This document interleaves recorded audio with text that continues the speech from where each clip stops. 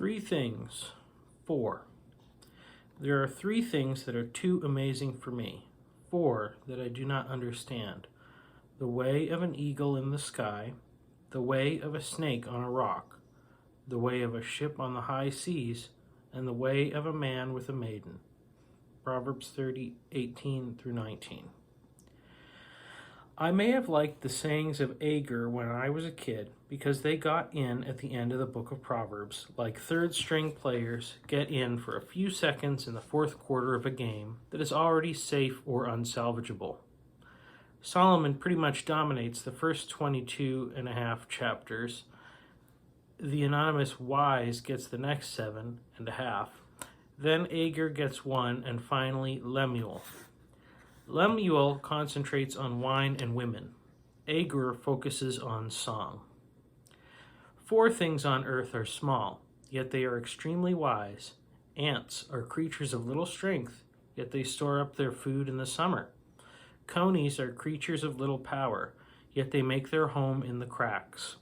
Locusts have no king, yet they go forth in ranks. A lizard can be caught with the hand, yet it is found in kings' palaces. I might have liked Agur because he had such an ugly name. Few people really like their own names. Not many have as much reason to hate it as did Agur. Most people dislike their names much like they dislike their noses or ears or eyebrows. It's pretty much just a symptom of adolescent self-contempt. I just think that no matter how uninflated his ego may have been, he may likely have wanted a more flattering name. At least, maybe one slightly less appalling. 2 things I ask of you, O Lord. Do not refuse me before I die. Keep falsehood and lies far from me. Give me neither poverty nor riches, but give me my daily bread. Otherwise, I might have too much and disown you and say, Who is the Lord? Or I may become poor and steal, and so dishonor the name of my God. Of course, he came to terms with it, given his sense of wonder and his practical approach to prayer. He didn't apparently fuss over religiosity. There is nothing fancy in what he asked of God.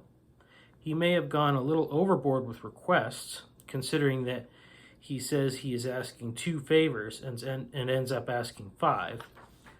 But I suspect that God took into account his spirit instead of checking his math. Agur might have snuck the answer to his prayer into his very request. A guy with this bad math may have had no idea how much he had or didn't have. He may not have known if he was poor or wealthy. He knew only enough to ask God to be involved, to, in fact, be the focus of his life, the source of his security, the object of his desires.